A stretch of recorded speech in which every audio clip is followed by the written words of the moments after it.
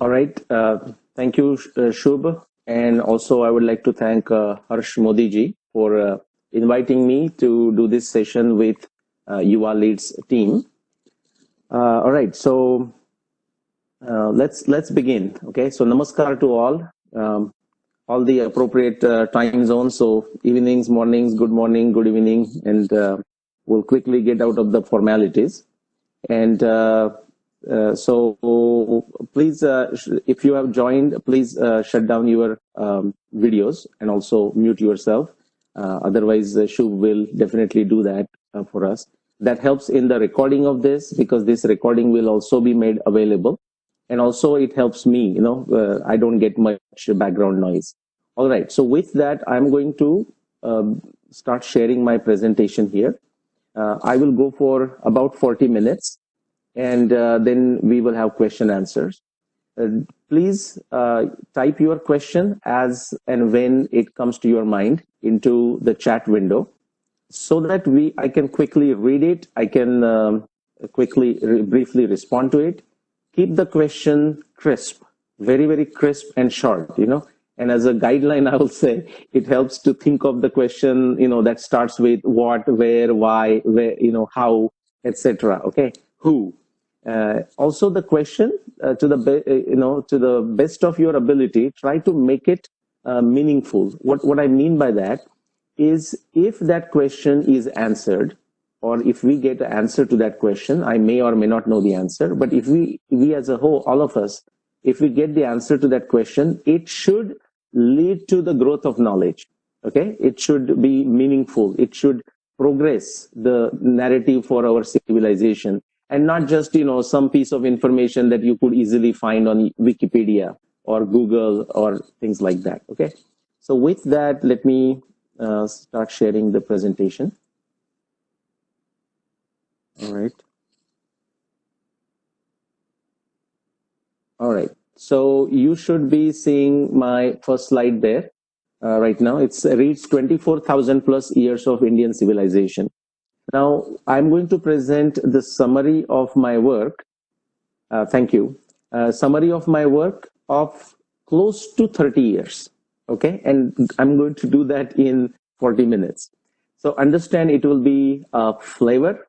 And there is, as I mentioned to someone just before we began, that there will be a homework for every one of us.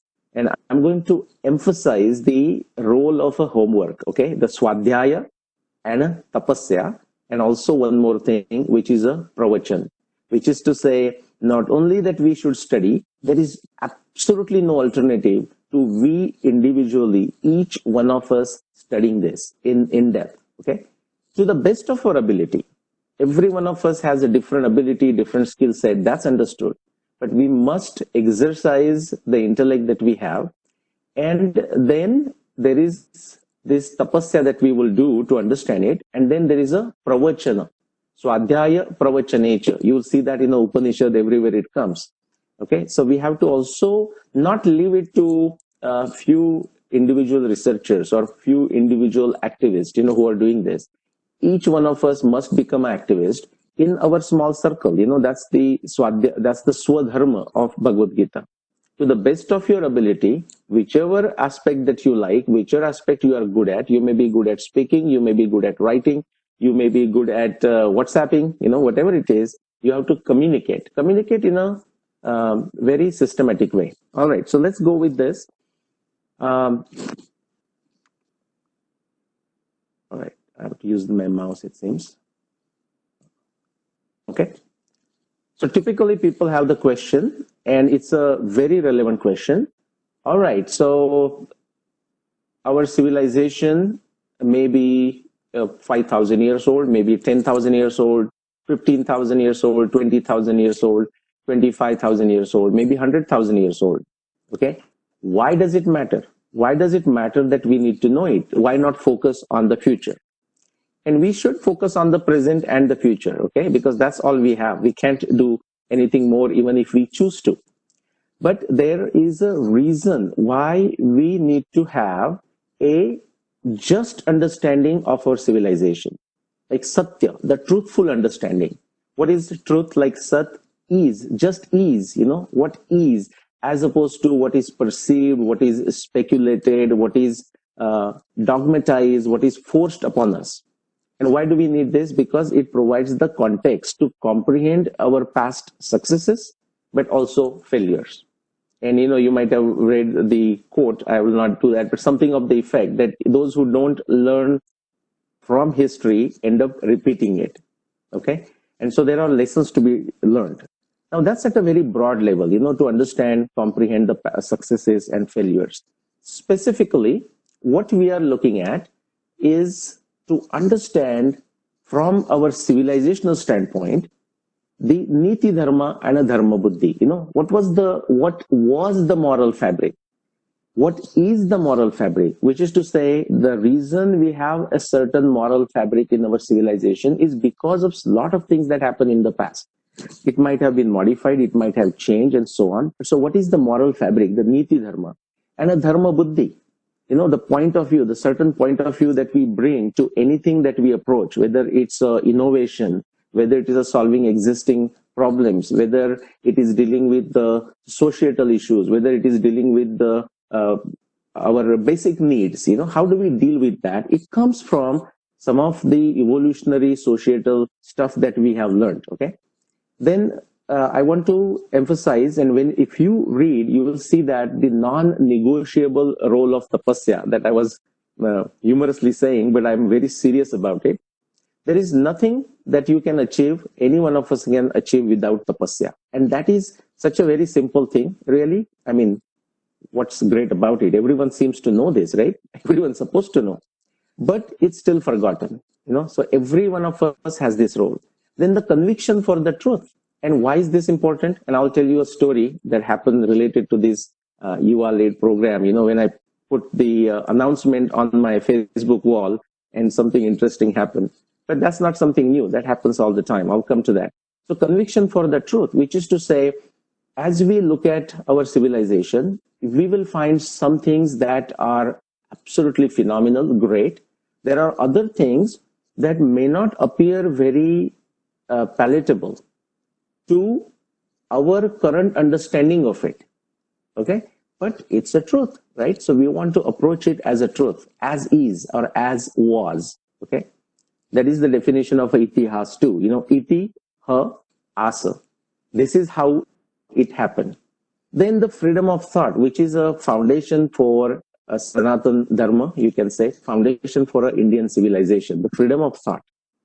Then when we understand our civilization, understand our itihas, we get inspiration, okay, from it. And that is one of the objective of why the epics were written. Both Ramayana and Mahabharata, for example, they both are called Arsha Kavya. And in fact, the list that I have made here, the 6 points in the why, to get the insight of those 6 points is the prime motivation of the epics, both Ramayana and Mahabharata. Now it is based on our itihas, so Purva Vruttam, Katha Yuktam. Okay, so when the Purva Vruttam, the past incidents, are told in a story format, that's what the definition of itihas is. So why we want to do this is because of this. The next natural question we all should have is what? Okay, so how are we going to do it? How do we understand this? And I'm going to quote one verse, shlok, from Mundak Upanishad. Okay, it says, Satyena labhyas tapasa yesha atma samyak jnanena brahmacharyena nityam antah sharire jyotirmayo hi shubro yam paschanti yataya kshina dosha. Now those of you who understand Sanskrit, great. If you don't understand, no worries. The point here is, if you read something in Sanskrit, at least in our Indian psyche, many others outside don't think like that. They know it is a huge mine of knowledge, expert knowledge, okay, phenomenal information. We think this is something just religious in the sense of, whatever the way you understand it. Actually, this particular works from Upanishad, it is telling, if you want to understand the Brahma, how do you go about doing it? And Brahma is what? That ultimate thing, ultimate about everything, okay? There is a story in the Upanishad that if you want to know the Brahma, So this is this is known as a Bhrugu Varuni Vidya. So Bhrugu goes to his father Varun and says, "Tell me what is Brahma." And that's where the role of tapasya comes. Immediately, uh, Varun doesn't give him what Brahma is. Do you know why? Because even if he would have given, the Bhrugu may not have understood it or may not have accepted it.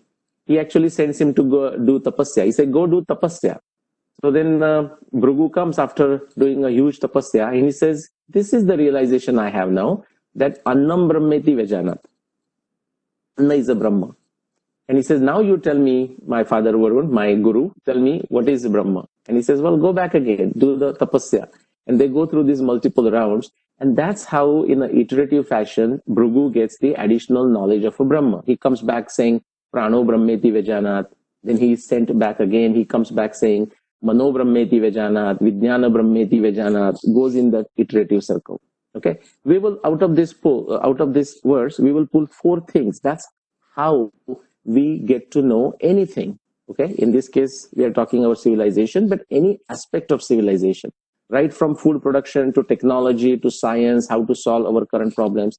It is done essentially with the help of these. Okay.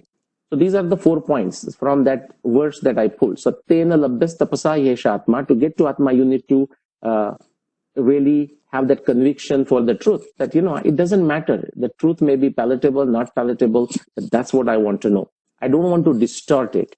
So the search for the truth, and how do we do it? Through samyak jnana, brahmacharya, and tapasya. Okay, samyak jnana is a balanced attitude. Okay, attitude that is free from attachment, attitude that is free from enviousness, like aversion, something, a dislike for something, and of course, with luck, we also have an intellect, that allows us to have this balanced attitude. Tapasya is a hard work, in simple fashion. Okay. Oh, I'm not sharing the slides. Let's see. Shubha, you said if it will be good if I share the slides. I'm sharing my, yeah.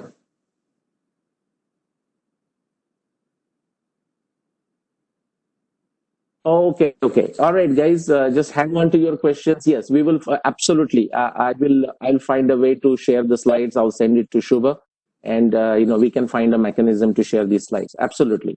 Okay. And I want you to understand these slides and then use it, and give presentations to your groups, to your family members, friends, and whatnot. Absolutely, this everything I'm sharing. There are no secrets here. It's meant for sharing. Okay. All right. So now the brahmacharya is a one word. Don't want to spend too much time. It's sometimes confused. Like brahmacharya, we confuse with just a celibacy. And people think, okay, if I'm a celibate, how does this help? Well, it actually does help.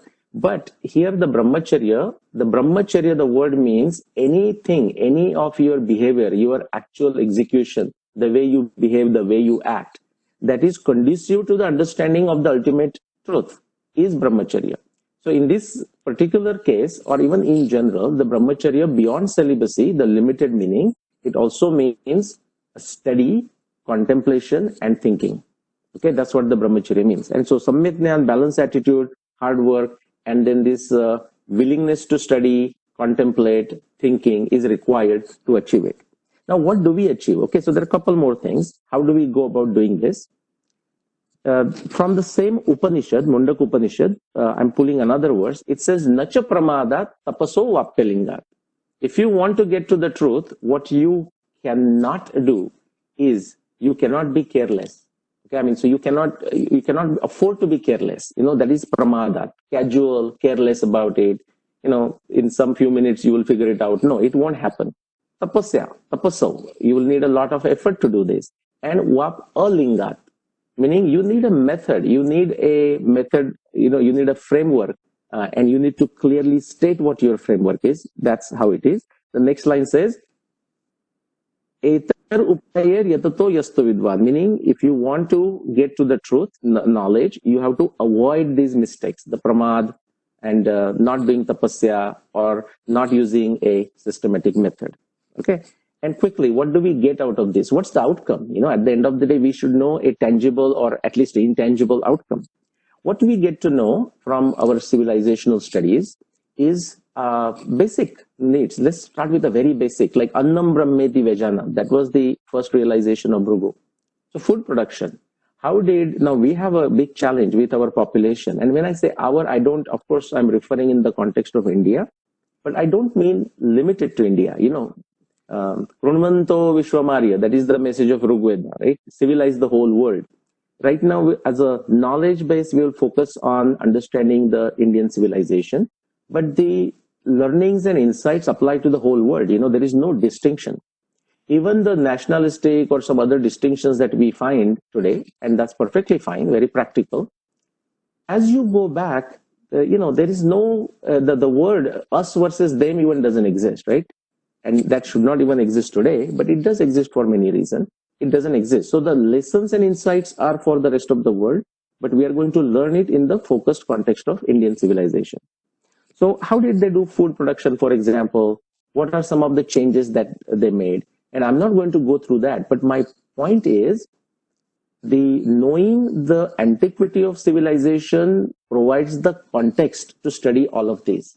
Otherwise, we have a absolutely wrong information, wrong understanding of when the agriculture began and so on. And we'll get to that in a minute. Science, we get to know about science. We get to know about the origin of science. Okay, many people think the science began only 500 years ago with Copernicus. In fact, if you look at Copernicus, you will know that Copernicus learned a lot from Arabs, from the Arabic science, and Arabs learned in turn from India and also from China. Okay, so it goes in circles. You can know about the culture. I'm talking the celebration aspects of it, the mindset, some of the practices, whatnot. You get to know about technology. Okay, not many people think that when we read our ancient Indian narratives, there is anything about science or technology or food production. Okay, they may think it's a culture and some religion. That's how simplistic understanding we have. We get to know a lot about the medicine from you just touch any grantha that we have, any ancient Indian narrative, and you get to learn about the medicine, science, technology, culture, food production, wealth creation. The Indian society as a whole, if you study our ancient Indian narratives, the point that will emerge time and time again, that it was extremely practical, extremely pragmatic society. They did not waste their time in anything esoteric. On the other hand, the way we are taught about Indian civilization or Hindu civilization, I'll use this word interchangeably, Bharatiya civilization, okay, Sanatan Vedic civilization, whatever you want to call it. The way we are taught today is as if that, we were our ancients were extremely esoteric. They were not practical. They were talking something that, had nothing to do with everyday life. I will tell you, they had, whatever they did had to do with everyday life, everything, okay? Problem solving. You will be amazed systematic methods that has been developed to problem solve, okay, which are our Shad Darshanas. Okay, and again, we'll not go there today into that. And the point of view. See, when an Indian goes somewhere or just talks to another Indian, there are certain basic things that we will not able to even articulate. Why we behave in a certain way, why we behave in a certain way. And there is that point of view that is almost a secondary to us. That is, it's a second nature to us rather, not secondary. And that just comes up. What is that point of view? Why we behave differently? Differently. I mean, different people across the world, why they behave differently sometimes. So that you also start getting insights from the study of this. This is what the next slide I'm showing is. This is a quick page summary of my 25, 30 years of work. Okay. Quickly on the my right side, so you will see the same way. Today, where it says today is 21st century. Now we are going to go backwards towards the left. The 0 is for our current calendar that we are all familiar with, the Gregorian calendar. That 0 point is what? It's presumed to be what? The birth of Jesus Christ. Okay, so that's what is used there as a reference. That's the calendar we are using, right or wrong. Now from that point, that is the change over from BCE to CE or AD to BC. So you go backwards, and if you go backwards, minus 5K refers to minus 5,000, minus 10K refers to minus 10,000, minus 15,000, minus 20,000. And then there is a blurred region. Okay, I don't want to give you the impression that there is nothing beyond 20,000 years in the past. Okay, there. We have to stop somewhere, in terms of this. Now, my study, what I did is I began with astronomy. I'm going to briefly show you an illustration of it. But my study began with the study of Mahabharata and the dating of Mahabharata. Okay, and it was purely based on astronomy to begin with. But that was way back, 10 years ago, in 2010, 2011. After that, I have continued to study from different disciplines of science. And as we speak today, we have 1,000 plus data. Now, 1,000 is just a number to show you how huge it is. You can't even keep a number on this. We have 1,000 plus empirical, objectively testable, what we will call science today. Science of Einstein. Testable evidence from multiple different disciplines of science, hard sciences. Okay, and I'll show you the list at the end of this. So I just say dozen plus different disciplines. And all that evidence supports the initial work that I produced. So somewhere around 2009-11, I published my first work, 55 Mahabharata, dating of Mahabharata. And I showed that the Mahabharata war happened nowhere else but one particular year, and that is 5561 BCE. So simply, just from a total time standpoint, it's more than 7,500 years ago. In fact, if you take 5561 BC and add 2020, you will get the exact year. You know how many years ago? 7,581. Then I was always studying Ramayana in parallel, but by 2014, I published my second work on Ramayana, the dating of Ramayana. Okay, and this sometimes is a shocker to people because, see, remember, we have our existing assumptions and nothing wrong with them. And so when some other claim comes which conflicts with what we believe, what we know, what somebody told us, and it starts that interesting interaction. Okay, and I'll tell you the story of that. But let me just complete through the presentation, and Shubh, you may remind me the story of Shailesh Kshirsagar. Okay, if you can remember that as a keyword, then I'll remember the story. If we have a time, I'll go through that story. So that's what I did for Mahabharata and Ramayana. So what does that tell us? That just based on the epics, just two epics, we have at least a civilizational history of 14,000 years. Then in 2016, one professor from Massachusetts, like Boston area, he requested me to study Rigveda. And he said, can you use the wonderful approach that you have used for Mahabharata and Ramayana? Can you apply to Rigveda and see what you can find? Now, I had used initially, at that time anyways, only astronomy for Mahabharata, only astronomy in case of Valmiki Ramayana. So I started with astronomy, and quickly I realized that even though there are astronomy references in Rigveda, they were not sufficient for me to nail down the timing. And that time something very useful came to me, which is the river Saraswati evidence. Okay, so I started studying river Saraswati evidence because astronomy of Rigveda was not helping me. And something wonderful came out. This is just very recent, 2016 and afterwards. But I did this work in 2016 or end of 2016. And what I showed is that the Rigveda that we have today is called Shakala Samhita. It is not, everything that in it is not composed at one time. Okay, it's composed over a period of time. And the last portions of it were composed, edited, whatever you want to call it, at the exactly same time as Mahabharata. And that's not surprising. That should not be a surprise to any one of us. Why? Because we know it's written in Mahabharata and many other places that it was the Vyasadeva who edited, recasted the Rigveda for our times. Okay, so some references from the Mahabharata are also part of Rigveda. Very few, but they are there. For example, we see the name of a Rama, we see the name of a Shantanu Devapi. Okay, Shantanu was father of Bhishma into Rigveda. Now, as you follow the course of river Saraswati and its hydrology, geology, geophysics, geochemistry, morphodynamics of rivers, and that evidence, it tells you that the oldest portion of Rigveda were definitely more than 22,000 BC, definitely older than 22,000 BC. And that's where this number 24,000 plus years comes from. So 22,000 BC plus 2,000 years of ours now, CE, that's 24,000 years. And the conclusion I want to give you here is that that our civilization, we have sufficient empirical scientific evidence from multiple different disciplines of science that takes us more than 24,000 years, no ifs, no buts. Absolutely no question about it. Now, as the more research comes up, more evidence comes to light, and more we process it using these scientific principles, we will able to know more about our past beyond 24,000 years. Okay. All right. So now what I want to do is, against this context, I want to give you a quick picture of how our history, the Sat, was distorted for us. And that's it. That is in our textbooks right now. That is, most of you would have learned. Okay, most of you would have studied. Most of you would be even convinced, because if something is taught to us at a very young age, okay, we just become convinced of it. And that is where that Shailesh Shirsagar story comes in.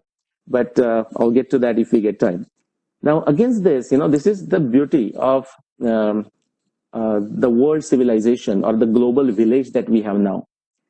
So this line that you see there, European Enlightenment and a dot, this was suggested to me by actually my friend, a British consultant.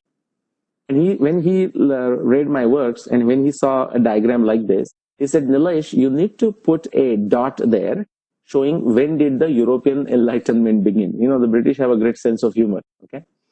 So I said, well, when did it begin? He said, you can find on Wikipedia, but I'll give a approximate date. And he told me 17th, 18th century. And from Wikipedia, I found the exact years represented there. Don't go by exact years. So European Enlightenment, especially once they started exploring the world, lot of knowledge, they came across a lot of knowledge, certainly Indian knowledge, but also Chinese knowledge, but also South America, the North American original cultures, and so many other places, okay, Africa, Ethiopia, and so on. But that had possibly happened even 2,000 years ago with Greeks and Romans. But especially in the last 500, 600 years, when they started exploring the rest of the world from a Western European point of view, they came across a lot of knowledge, and a lot of good things came out of it. But some of the very dogmatic and disastrous things also came from it. And I'm going to mention one that is relevant for India. For example, every one of you would have studied this utterly nonsensical and foolish attempt called Aryan invasion theory. Now they have modified the names. They have called it Aryan migration theory. These days, even they call it Aryan tourism theory. That will be the next wave. Okay. And what did they say is, look, guys, your culture began in 1500 BC with the Rig Veda. Okay. And the evidence that I've shown it, all of this evidence instantaneously gets rid of Aryan invasion theory. Okay. So if you understand why Aryan invasion theory is nonsense, how that is used as a dogma to break ourselves internally, within India, among us, based on all kinds of things, one state versus another state, one language speaking state versus another language speaking state, jati, whatever, the caste, casta is not an Indian word, by the way, guys. It's a European word, Western European word, casta. But it is forced on us, whatever we had as a jati system, varna jati, whatever you want to call it, was put into their time frame, their framework. We talked about that Alinga, they created their framework, they pushed it on us. And that has happened to in many other areas also. Now, they might have done for their own reasons, but we have no reason to hang on to that stupidity, okay? So that's one negative of it. Something else, now we can always blame others, but we have to also accept the blame for ourselves. We have enough reasons to blame ourselves. One of the reasons I'm going to mention is something called Yuga dogma. Now, Yuga as a concept, which means a certain period of time, okay? A certain time interval, a certain epoch, certain period of time. For example, you may take the time of Rama, the epoch of Rama, and that was a great period. Or the epoch of Parikshit, that was a good period, and so on. A certain Yuga, Krishna, we call him Yuga Purush. In that sense, a certain time period, that somebody was there, or certain time interval with certain conditions. Unfortunately, because this concept is used for multiple purposes, right now we have got a mess. We have more than 30 plus different mutually conflicting, contradictory definitions of Yuga. And unfortunately, I don't know why, I won't go into the reasons, because that will be only speculation. We have picked this one definition out of 30 plus, which says the Kali Yuga lasts for 432,000, and the Dwapar is twice of that, and Treta is 3 times of that, and Satya is 4 times of that. And you know what that has done? Basically, there is no other basis other than someone came up with this idea whenever and wherever.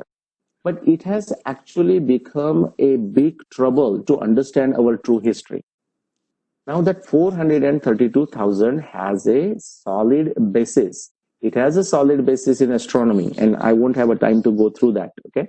But it has a very solid basis, but it was misunderstood or misused by somebody for other purposes, and it became a rage. Just like everyone these days knows Aryan invasion theory. It's if you go to the bottom of it, you will find what a nonsensical thing it is. And then there is a, maybe because of this, there is something else that has happened. Many of our Indian researchers, it has restricted their imagination, including all of us possibly, right, as a consumers of that research. And if you read anywhere and pick any book, most of the time what you'll find, either this because of Yuga dogma, I call it, we are talking millions and millions of years. That's one extreme. And this could be right or wrong, but someone needs to do the research. The other approach, and we now know based on this research that that's wrong, is that many of our history books, or even in Indian researchers, even the pro-India researchers, you will find they cannot go beyond this artificial boundary of, say, 8,000 BC. They cannot seem to go beyond that. And I don't know what the reasons are, because the evidence does exist. Okay. All right. So these are some of the challenges, guys. Okay. So I want you to study, understand my research timeline of 24,000 plus years of Indian civilization in the context of these paradigms that are existing: the Aryan invasion, the Yuga dogma, and then I call this Indic dogma for a lack of better word, which seems to have an artificial boundary of 8,000 years. Quickly, I don't want to spend time on this. If you want to read more, and you should consider reading more, I have a blog site, nileshoak.wordpress.com. I have 500 plus blog articles there, so please go and explore those. Then, if you want to understand how I arrived at this 5561 BC as the year of Mahabharata, or 12,209 BCE as the year of Ramayana, Rama-Ravan Yuddha, or how did I figure out the timing of Rigveda going from 6th millennium BCE, like 8,000 years ago, all the way to 24,000 years ago and beyond. Okay, what you see on the screen, these are the books. If you are outside India, these are through Amazon. Okay, they are available in paperback and Kindle. If you insist on Kindle, that's fine, but I would encourage you to go for a paperback for a simple reason. These are not novels. Okay, these are research books, technical books, and you really need that in a paper, to keep your tapasya going. Okay. Then if you are in India, now these books cost, because they are in America, printed in America, they cost a lot, especially for people in India. If you are in India, you can go through Subbu Publication, subbupublications.com, and you can check these out in India. Okay, so their cost is like what, 350 rupees, so much more manageable than the outside editions. And people always ask, what are you working on next? I'm working on the history of Hindu civilization. In this book, actually, I'm going to cover this whole 24,000 years of study, the evidence. And also, I'm going to create a framework that goes all the way back to 100,000 years. Now, the 100,000 is not an artificial number, guys. 100,000 is a real number. We don't have all the evidence for that time, and we may or may not get the evidence. But 100,000 years is the time when the great Saraswati, the Maha Saraswati that we know, started flowing. Okay, that is what the geology, geophysics, morphodynamics data of the river tell us. So think of this as creating a template. Okay, and then as the more and more research comes up, we will fill the blanks. And it's always possible that actually our antiquity will or may go beyond that 100,000 years, beyond that 1 lakh years. That's a possibility. We don't know that. And that's where I will mention another principle, which is Yaskacharya, who wrote a Nirukta, how to understand the Rigveda or Vedas. And he defines the Sanatan Vedic Dharma, the Sanatan word of that Vedic Dharma, as Sanatano Nitya Nutana. That is the beauty of our Dharma, is that something that has the ability to refresh itself. Refresh in the context of what? Refresh in the context of new knowledge, new evidence, new information that comes in. So we have no problem, no qualms whatsoever in changing what we believe, changing what we think we know, if a new powerful evidence comes that tells us otherwise. Okay, that is our tradition, by the way.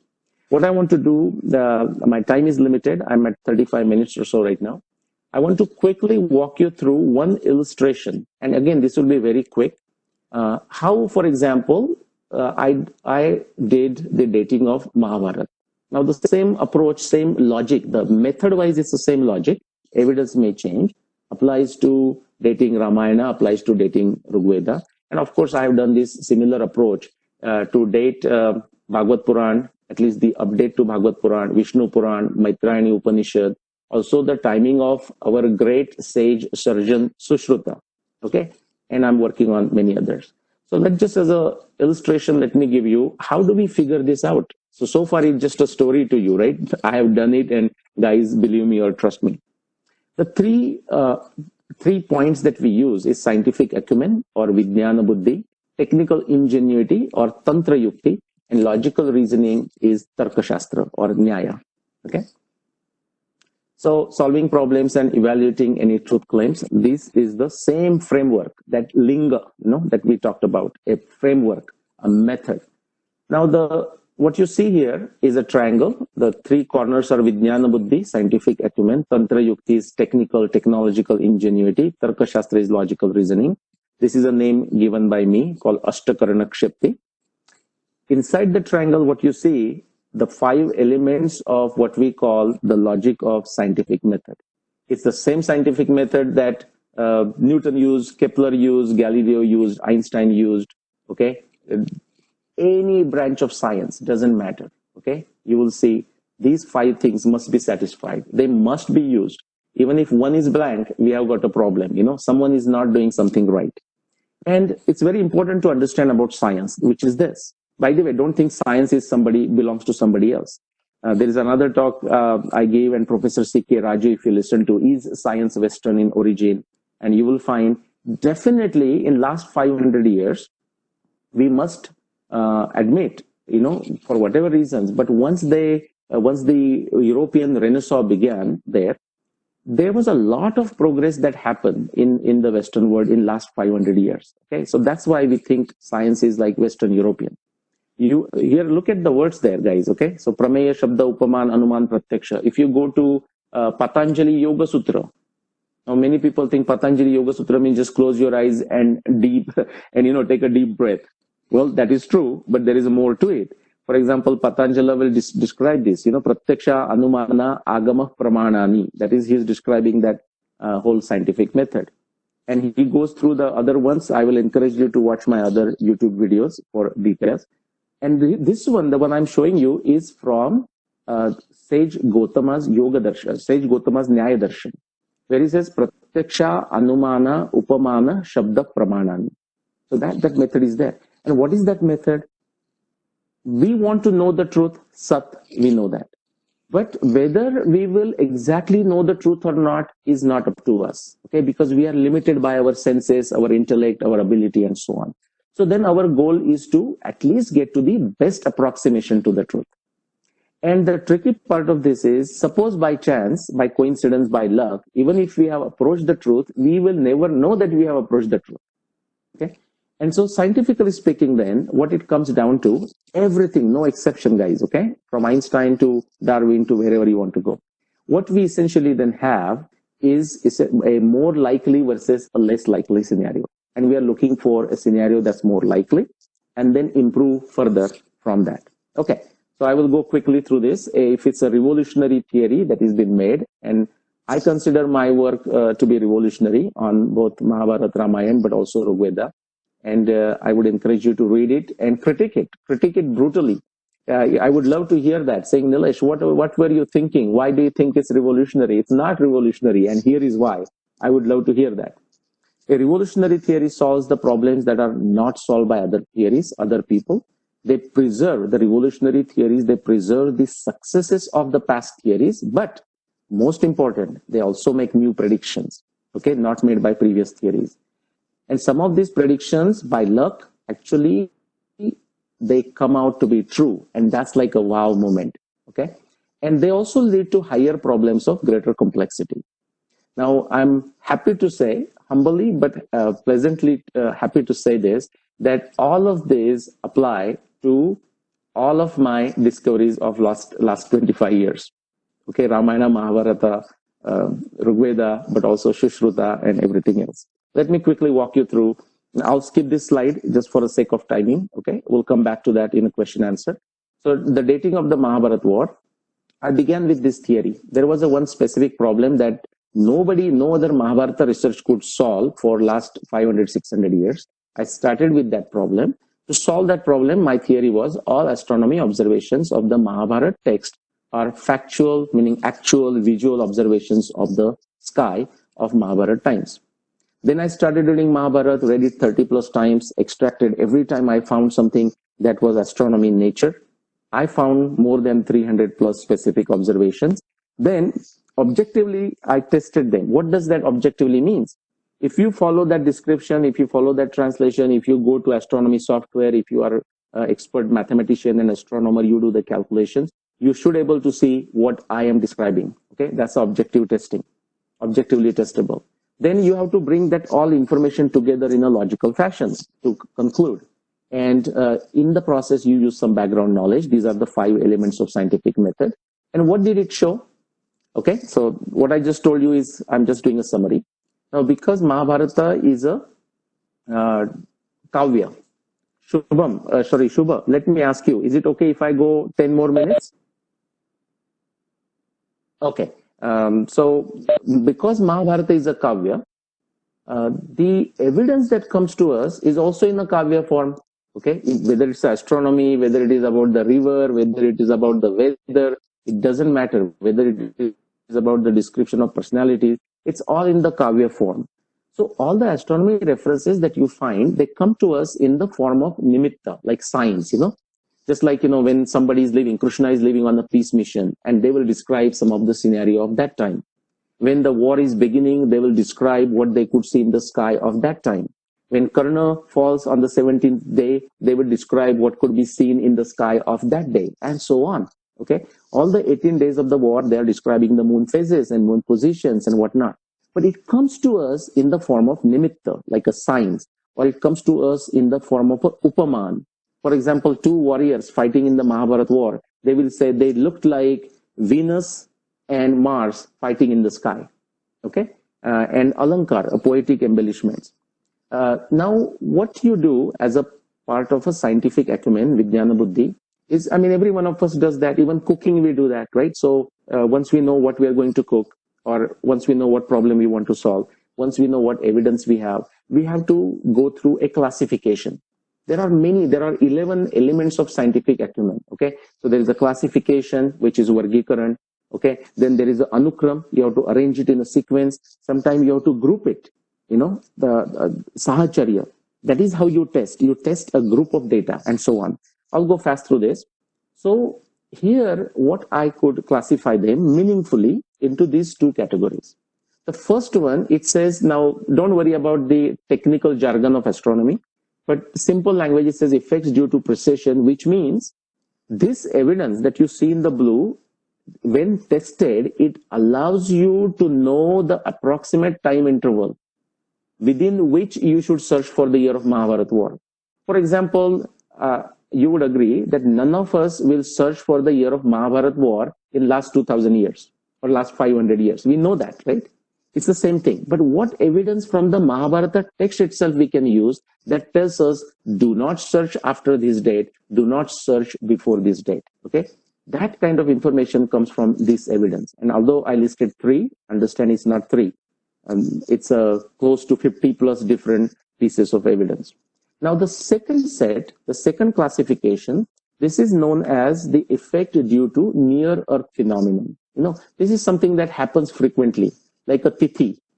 The tithi gets repeated every 15 days if you do the Shukla Paksha, Krishna Paksha, or every month. Okay, a nakshatra gets repeated approximately every month, every 27 days. the position of the sun, like a solar, summer solstice or winter solstice, etc., gets repeated every year, and so on. So these are very frequently occurring things, such as positions of the planets, positions of the comets, eclipses, and so on and so forth. Now see the beauty, what happens. Just to give you a quick understanding, if you have not understood the astronomy aspect, is this. Most of you would have used this equipment called vernier caliper in your science experiments, physics experiments, or something like this, okay, to measure the dimension of something. It has two scales. The first scale, okay, that's called measure scale. So if you want to measure, they say, the thickness of a book, right? So you will put the vernier caliper, those prongs here, tightly hold it. You can tighten the screw at the top.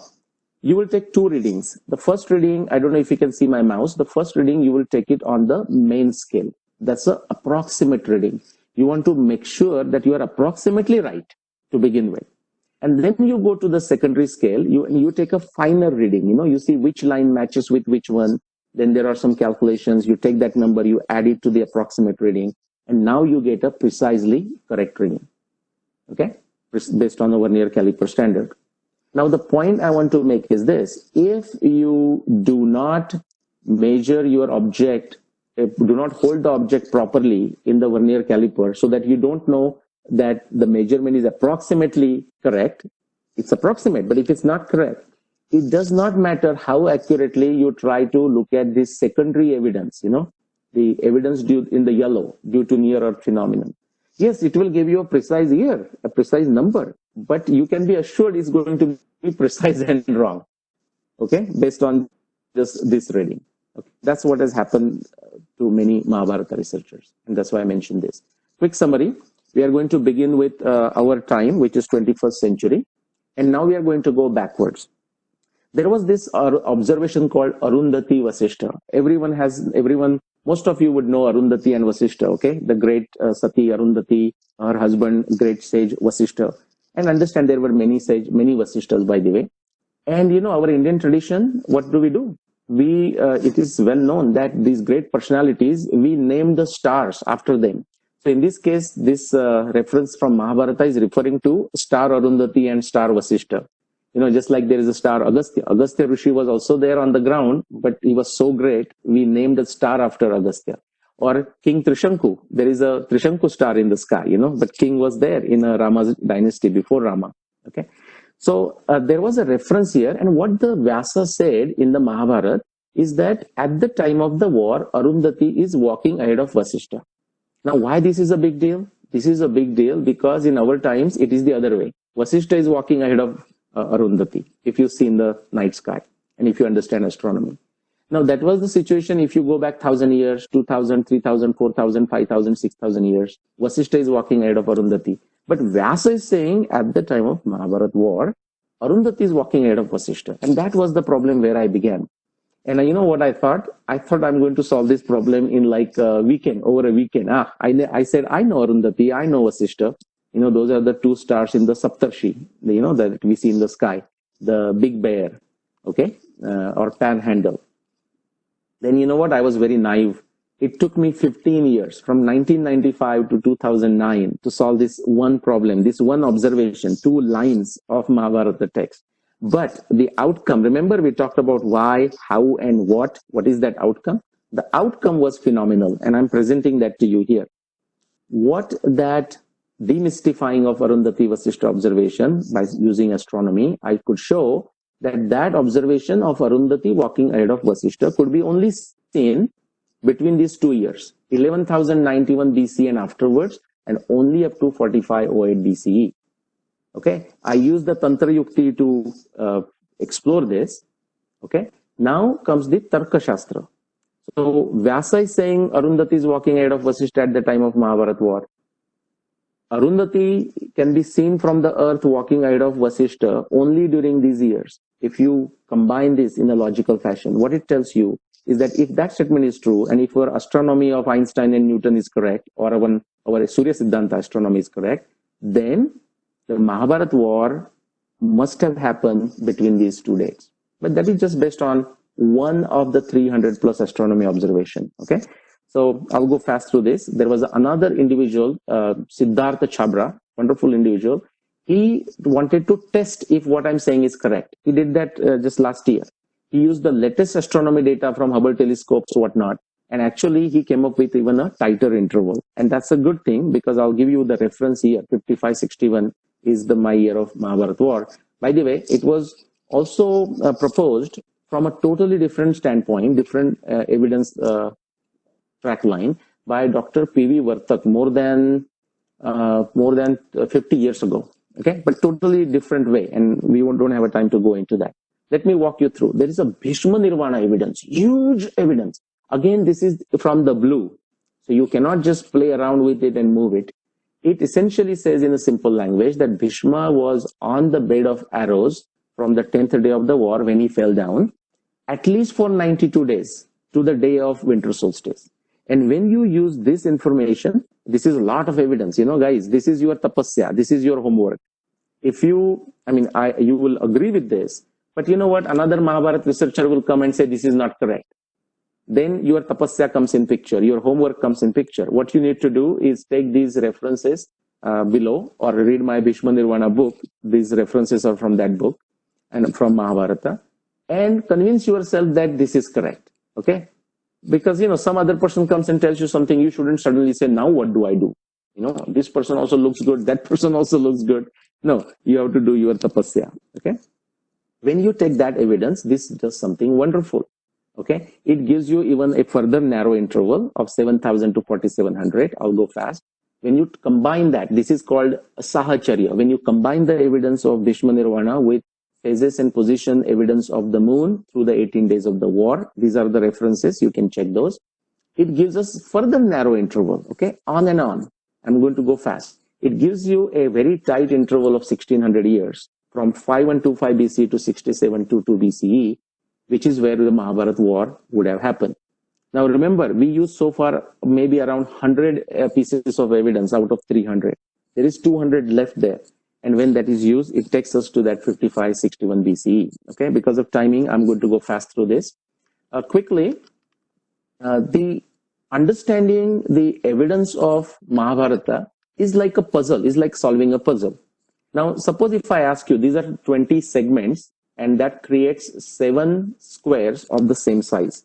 And some of you might already have solved this. I used to do this in my childhood, different puzzles like this. Suppose somebody asks you, remove any 3 segments, meaningfully reapply them, and turn these 7 squares into 5 squares of the same size.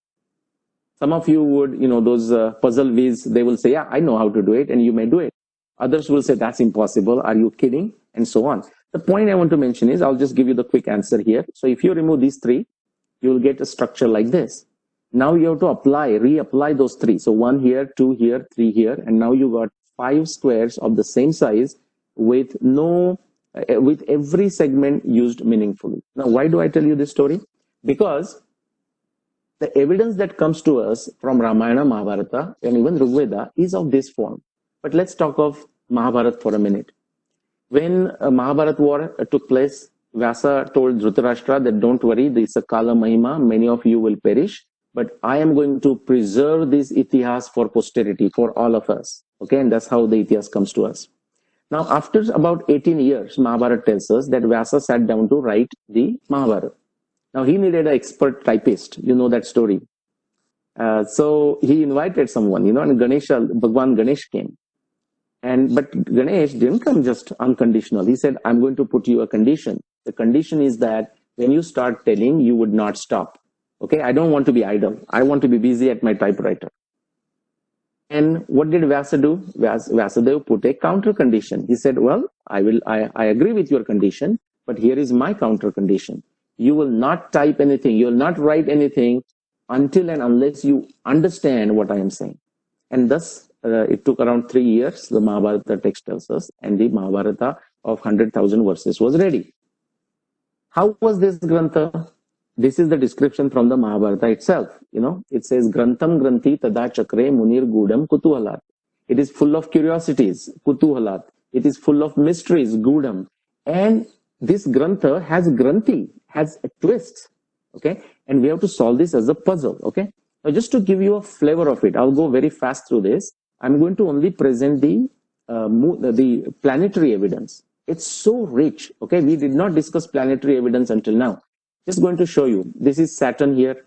And how does the evidence comes to us? So I'm going to quote something to you. Of course, it's in Sanskrit, so not to impress you, but if you are impressed, that's okay too. Okay, so here we have a description of a Saturn. It says, Bhagam nakshatram akramya Surya putrena pidate. Those who understand astronomy, nakshatra and planets, Surya Putra is a Saturn, Bhaga nakshatra is a Purva Falguni, Uttara Falguni. So he's saying Saturn was doing something to Purva Falguni, Uttara Falguni, the position, its position. Okay, this is what? Mars, Maghaswangarako Vakra there, and Shravanaicha Brahaspati, near Shravana Nakshatra Brahaspati, meaning Jupiter did something. Okay, that same Mars is there. Krutva Changarako Vakra Jesthaya Madhusudana, Anuradha Prarthete Maitram Samshayamanniva. Near two nakshatras, Jeshtha and Anuradha, the Mars is there. Okay, and doing something. I'll not go into what that Vakra is. If you go again, that Mars, how many times the Mars is described, so that's like described near Chitra. Now two planets, which is Saturn and Jupiter, are described near Nakshatra Vishakha. Samvatsarasthainancho graha prajulito vubho Vishakhayo samipasto brahaspati shanaischaro. Okay, on and on. Those are retrograde motions of the two planets described. And I'm not going to go through all of this. Okay, you can refer to my other presentations, and I have gone through these verses. Okay, a retrograde motion of Mars is described. Again, one more time, Mars description is there. Retrograde motion of Venus is described. Okay, many conjunctions of two planets in the vicinity of each other, eclipses, okay, and so on. If you combine this together, it leads you to one specific year, no other year, 5561 BC. Even if you want to say, how about 5565 BC? The answer, the data is so precise, the answer is no. Okay, it has to be that. Okay, all right. So quick summary. Remember, we talked about vernier caliper. Start approximate first, and then start approximately right and gets towards precisely accurate. That's kind of the journey. Okay, I walked you like my 10, 15, 30, 20 years of journey in like 5 minutes there. Quickly, I want to mention, and I'll stop. What I just showed you, and that was too fast, too brief, was only evidence from astronomy. That was in 2011. But as I started studying more, actually the evidence comes rushing, it's just a question of what you want to study and how much time you have, time, money, and resources. The evidence comes rushing from every different branches. And those are the 12 plus different disciplines of science, for example, that I referred to. And it supports, it corroborates, scientifically speaking, that 5561 BCE. Ditto for Ramayana. Okay, so again, I began with astronomy in case of Ramayana, but there is evidence coming from multiple disciplines that takes you to that particular year, 12,209 of Ramayana. And Rigveda, as I said, it wasn't based on astronomy. There is astronomy references in Rigveda, but they didn't quite help me. It is useful, by the way. It will allow us to detect some of the very ancient epochs of our civilization based on those. And I'm working on it. There are many other researchers who are working on it. But anyway, so that's what Rigveda tells us. This is a quick summary here. And last slide. So guys, now I did my job. Many of the researchers are putting time, money, effort, and doing theirs. Those of you, and thank you for joining, those of you who have listened to this, who feel excited about this, it is not enough that you listen to this talk, okay? It is important, to the best of your ability, you take to Swadhyaya, okay? You can read my blogs, YouTube videos, other YouTube videos, books, okay? Whatever it takes, presentations like these, okay? And don't stop there, okay? Decide how you are going to study this, decide how you are going to do your part. Now that you will do in a different ways. The movie makers will make movies about it. The writers will write about it in a simple language, which I cannot seem to write sometimes. Okay. Those people who can financially support these endeavors, they will do it this way. Other peoples will take these presentations and go to schools and colleges, talk with their friends and families and discuss these. Okay. In a very methodical, scientific fashion, keeping the emotion out. And that is the need of the hour. Okay. All right. And with that, I'm going to stop here. It's a time for question and answer. So I will stop sharing the screen, or let me see if I can look at the chat as such. Okay. So I'm going to look, I'll keep this screen here and go to the chat. Okay. So let's see.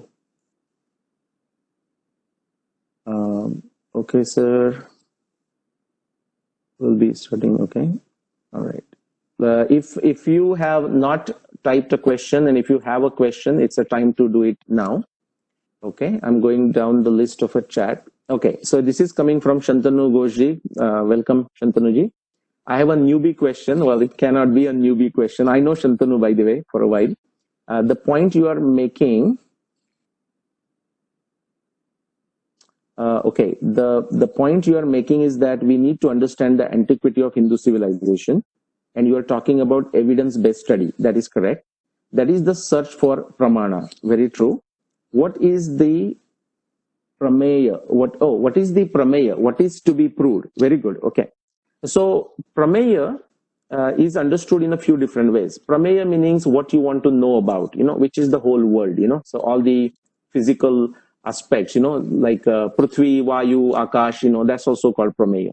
Of course, in this particular case, the prameya refers to the hypothesis. Okay. And the specific hypothesis for my Mahabharata was what? All astronomy observations of the Mahabharata text are actual, factual, visual observations of the sky of Mahabharata times. Now, when you put that as a prameya, that is my conjecture, that is my guess, okay? Yes, it's my siddhanta, but a siddhanta that is not proved, okay? That's why we call it prameya. Then we go through this scientific method, scientific process. We process everything that falls within that prameya to show if this is true. So then our goal, their objective there is to see if this is true. What we think is true, if it is true.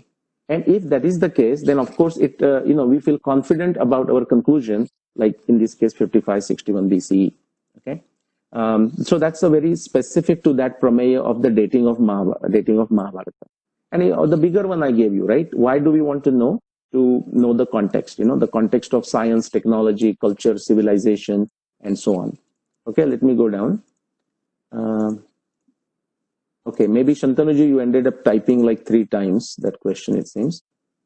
Okay, Shailesh Gupta ji, okay, all right. Okay, Shubha, can you go on your side and see the question? Like I'm going down on my side here. But if you see any particular question, where do we start to study this? Okay, so Nimesh Thakurji is asking, sir, thank you so much. Where do we start to study this? Okay, see, Krishna in Bhagavad Gita says, Guna Karma Vibhagasha, Chaturvarnyam Maya Srishtam Guna Karma Vibhagasha. Forget the Chaturvarnya for a minute, okay?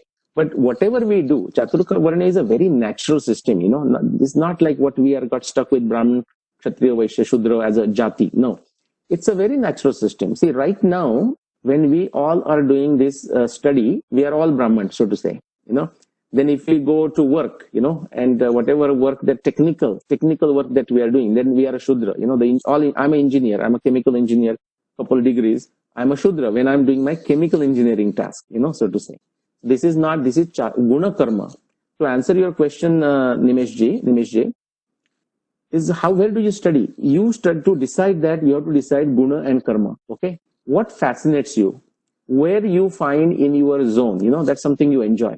And I have many friends, some friends help me with making some videos.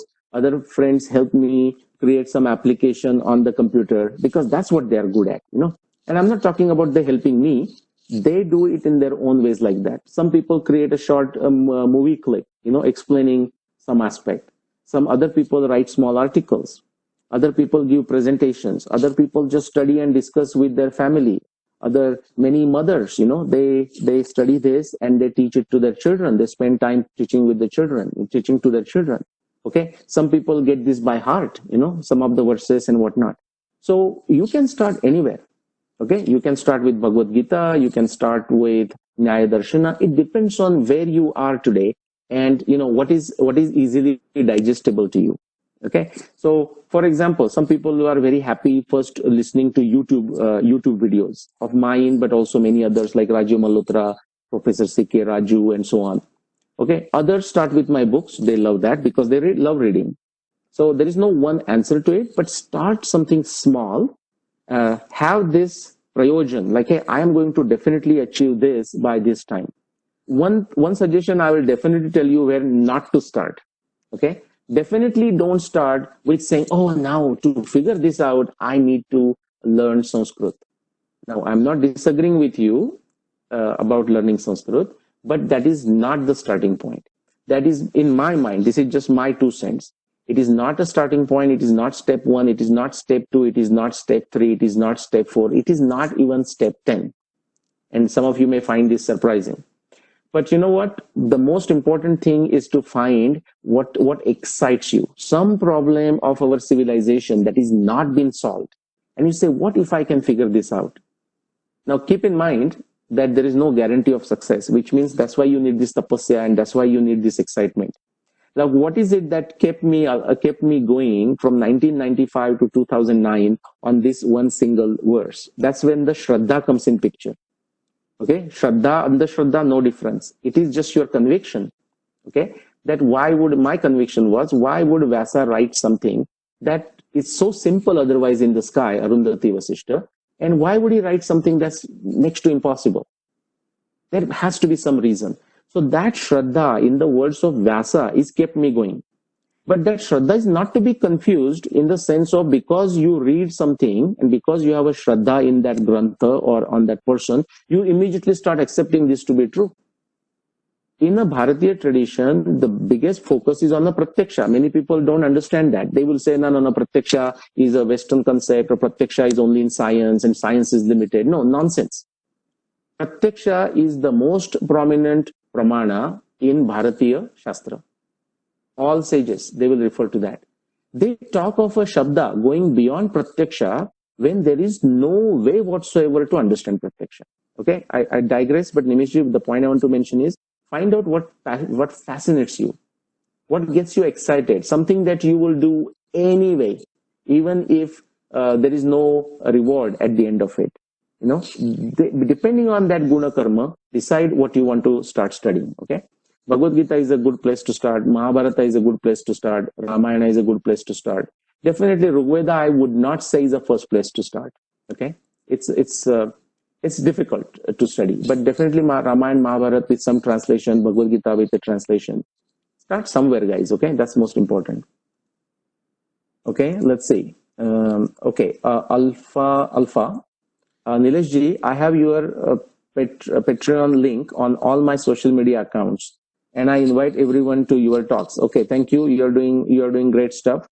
So you know, some people, I keep on getting this request. You know, I said they will say, "Hey, I'm doing my sadhana, but I'm limited what I can do. But I have financial resources that I can contribute," and so they do it. You know, I encourage you, and I'm very thankful to do that. Now, keep in mind, like I have done this all my work on my own dime, and I will continue to do that. When you make contribution, the way it helps is, for example, I started, now when I say I started, there are other partners in crime. The Date Panchang, one of the very oldest tradition of active Panchang, and they are known for their precision and accuracy. Date Panchang, even in translated in English, it's translated as a date, D-A-T-E, you know, the Marathi last name. But it's 100+ years of tradition. I could collaborate with them, and very kind of them to give their time. And now we have come up with a Bharat Dinadarshika. Okay, so I'm just mentioning as a one effort. And then now we may try to develop an application so that everyone can have that Bharat Dinadarshika. Now, in terms of Tithi and Nakshatra, it's not going to be any different than the Panchang that you may have. But it now also adds the Indian narrative, the time narrative. For example, that Bharat Dinadarshika, if you are on a Twitter, you may already know this. It has Mahabharat Samvat. It refers to Mahabharat Samvat 7581. And because we still have to stick with the Gregorian date for all practical commercial purposes dealing with the world and even India itself, we have a Gregorian date, but we also have a reference to Vikram Samvat, Shalivan Samvat. So people start understanding what that is. Okay. So I just mentioned that as a one effort. We also come up with many videos. There are many other initiatives in progress to make documentaries, to make movies and so on. And so this money will go towards that. Okay. All right. How do we start from scratch, sir? So that's Alan Himanshu Singh. And I answered that question. Decide what excites you. Okay. And then start somewhere. But Bhagavad Gita is a good place to start. Valmiki Ramayana is a good place to start. Mahabharata is a good place to start. My books are a good place to start. Okay. Dharampal, if you see the 5 volumes of Dharampal, again, it goes back to what is your fascination. Otherwise, some of the work you will find it very dry if you begin there. If that happens, go to find something that you find juicy. Okay. And these are some areas. Okay. In your view, RK Origi, sorry, forgive me if I don't pronounce the name correct. In your view, when was Bhagavad Gita written? I'll make 2 points. First thing is, my view does not matter. It absolutely does not matter what I think. It absolutely does not matter what some great professor in some university thinks or opines. Okay, it doesn't matter. See, in a scientific tradition, the world scientific tradition, but also in the Indian Darshana tradition, what individual thinks, has an opinion about something, what he assumes, what he presumes, none of this matters. What matters is what, if by luck we have evidence, what the evidence tells us. Now, I told you the dating of Mahabharata, and I have that slide on my screen. 5561 BCE, and I said that's when the Mahabharata war happened. And 18 years after that, Vyasadeva sat down to write the Mahabharata. Now, Bhagwan Ganesh coming there, this could be a fact in some fashion that we don't understand. It could be a metaphor.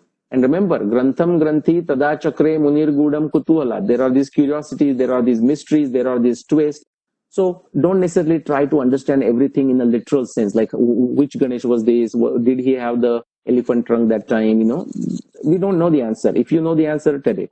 But back to where the Bhagavad Gita was written. So that's exactly when the Bhagavad Gita was written.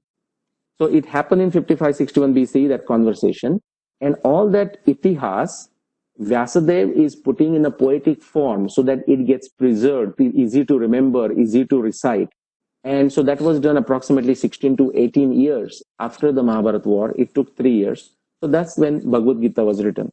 And what you will find, and that's not included here, by the way, in my 5561 dating, is that there is evidence in the Bhagavad Gita itself that will also take you to 5561 BCE. Not that exact year, but the 6th millennium BCE. It will take you back to more than 7,000 years ago.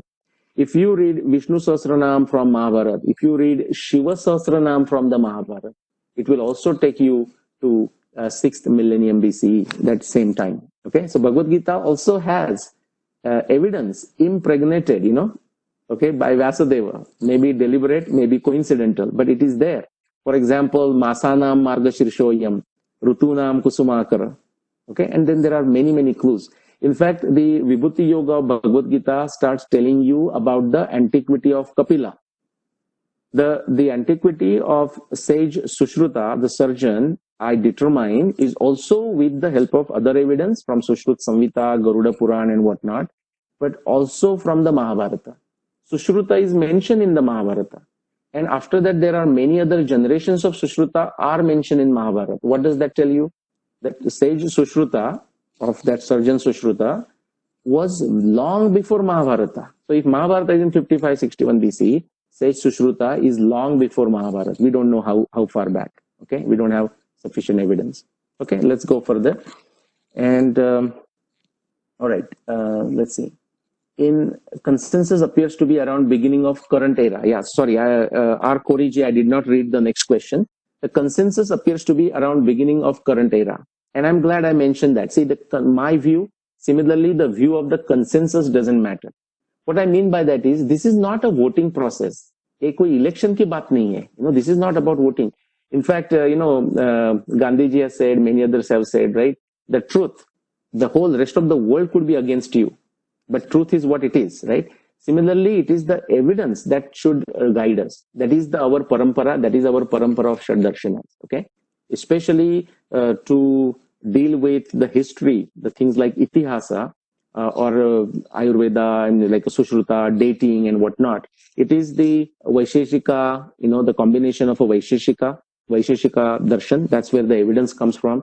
It is the cosmology darshan, which is a Sankhya. It is the Nyaya Darshana, which is the logical reasoning, the bringing it together, like discernment, like how you decide what is the truth.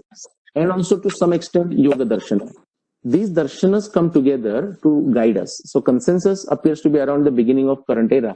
What I would encourage you, our Khoriji, is to take that consensus, whatever it is, and try comparing against my research. For example, you will find, I don't know who is involved in that consensus. Again, I'm not saying in a sarcastic sense. Certainly no one came to ask me for that consensus.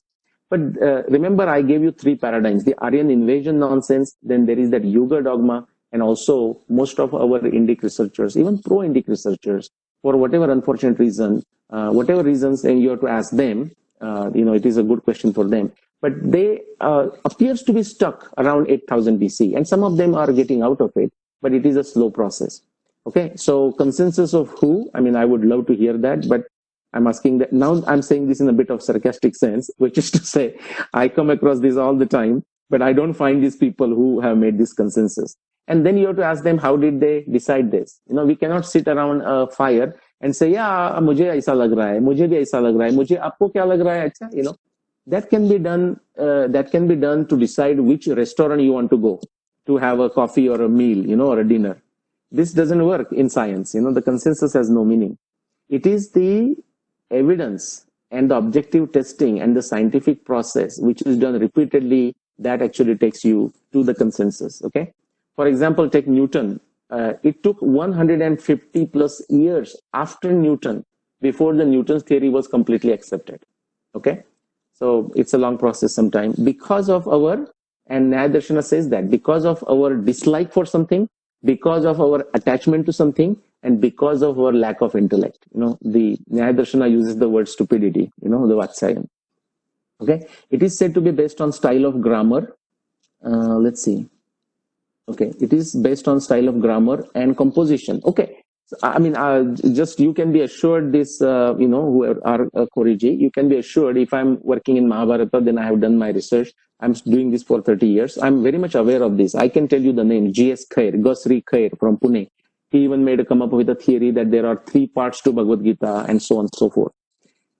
This question you should pursue. You should come up out, analyze it, brutally critique my claim. I am saying the Bhagavad Gita is 7,500 years ago, and it is a work of one author. Okay, this grammar, composition, whatever the claims, you can bring it against it, and not you or whoever says it.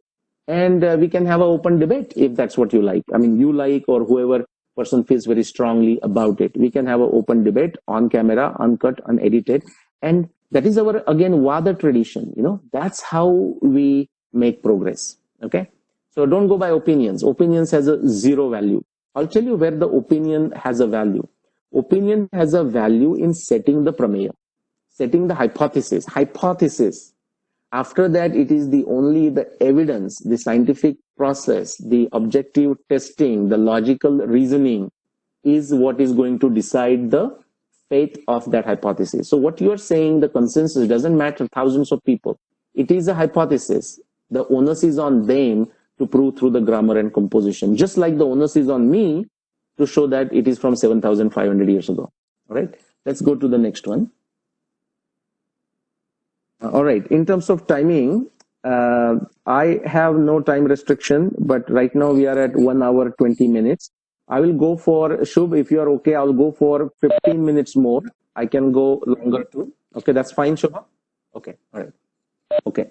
What about the Sarath Tamma is asking, what about the timelines of yuga specified in Bhagavatam? They cannot be wrong, right? Great question. Okay, all the Puranas, or at least most of the Puranas, actually have this one particular definition or slight modification to it of the 30 plus different yuga definition that I refer to. For example, yuga is defined as yuga of 5 years, yuga of 10 years, yuga of 12 years, yuga of 95 years, yuga of 60 years, yuga of 136 years, of 1,000, 2,000, 4,000, 12,000, 6,000, 8,000, 16,000, 432,000 times 2 times 3 times 4. All these definitions exist. There are other definitions of yuga which has absolutely nothing to do with the time, but it is based on the quality of administration given by the king or the ruler. For example, in Mahabharata, the definition is Mahabharata also has 5 different definitions of yuga, and it also says 6th definition, Raja Kalasya Karanam. The king, the ruler, the administrator is responsible for a certain type of yuga he brings. And then Mahabharata goes through examples. Mahabharata says when Bhishma was ruling and then Chitravirya and Vichitravirya were young, Bhishma was ruling in such a efficient and just manner that he brought Satya Yuga.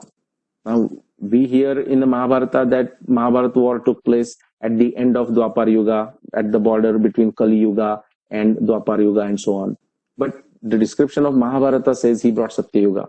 When Parshuram got rid of miscreants multiple times, Mahabharata says he brought Satya Yuga. Rama, when Rama came back after killing Ravana and he started ruling Ayodhya, Valmiki Ramayana tells us his administration was so efficient, so just, that he brought Satya Yuga. Now we, in Valmiki Ramayana or otherwise these Puranas, you'll hear that Rama was in Treta Yuga. Mahabharata what happened at the end of Dwapar Yuga, beginning of Kali Yuga. But we are talking of Satya Yuga. So there is something beyond time definition. If you go to Aitreya Brahmana, there is a definition of a yuga related to our actions, related to our psychological setup. It says, if you are sleeping, you are in a Kali Yuga. Kali also means slow. That is the astronomy significance, by the way. Okay, that's why Mrugashirsha is called Kala Purusha. It has to do with the Kala, Kali, Kala Purusha. I don't have a time to go through that. So quickly to answer your question, this cannot be wrong, right? He's saying, no, it can be wrong. Now you're saying, oh, so some Purana has something wrong. No, that's when you have to say, that's the beauty. And great, thank you for asking that question, Sharadji. I don't have a time to show you another framework that I use, but quickly I will describe it like this.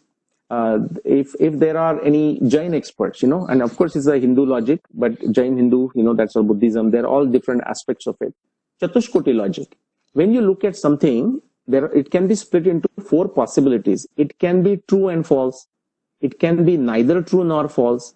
It can be true or it can be false. And it can be shown like this. Now, what I mean by that, when you read certain information from a certain perspective, it can be right. From another perspective, it can be wrong. From a third perspective, it can be right and wrong. And it may look like a playing of words. No, it is not playing of words.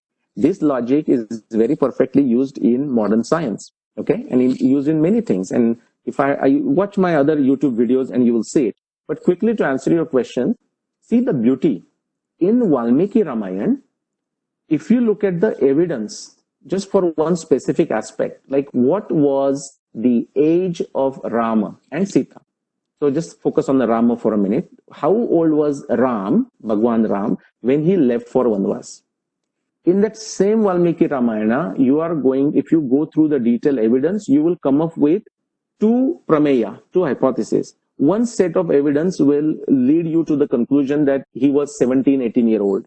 The another set of evidence will lead you to the conclusion that he was 25 years old.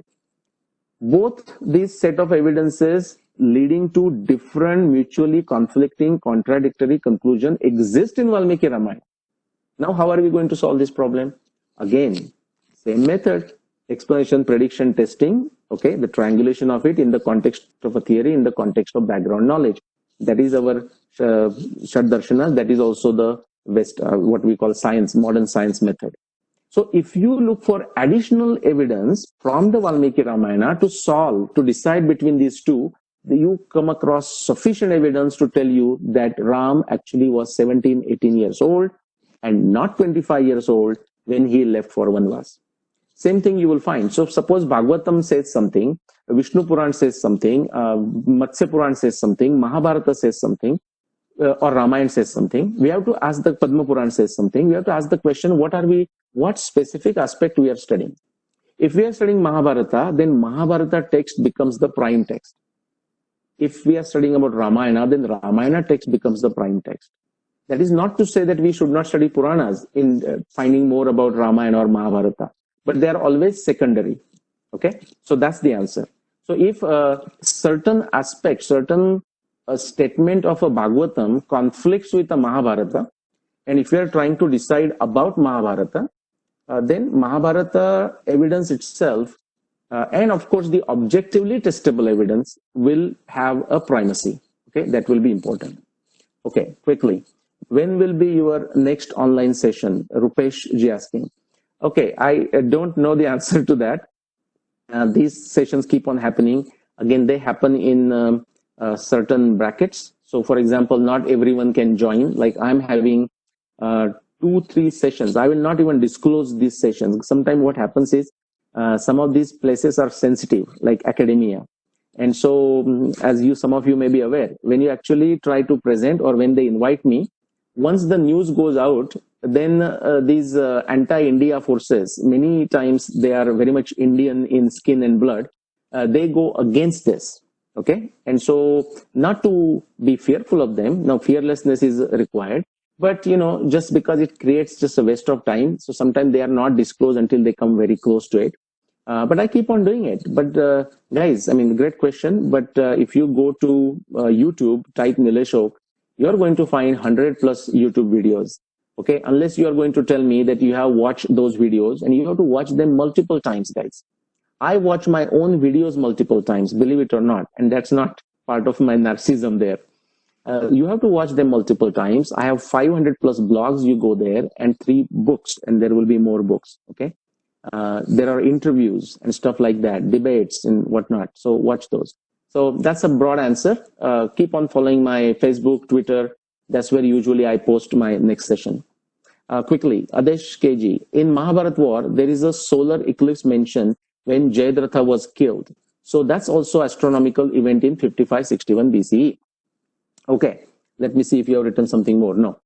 Okay, to answer to Adesh Ji, this is where the tapasya comes in picture. You said, and I understand, I can assure you, you said this based on what you heard. Okay, Shabda. In Indian darshanas, Indian philosophy, Shabda is the beginning, it's not the end. Now you have a responsibility to go to Mahabharata original text with some translation, Marathi translation that helps, Hindi translation, English translation. Don't ask me immediately where do you find it. That's your tapasya too. Do Google. There is nothing impossible in these days except tapasya.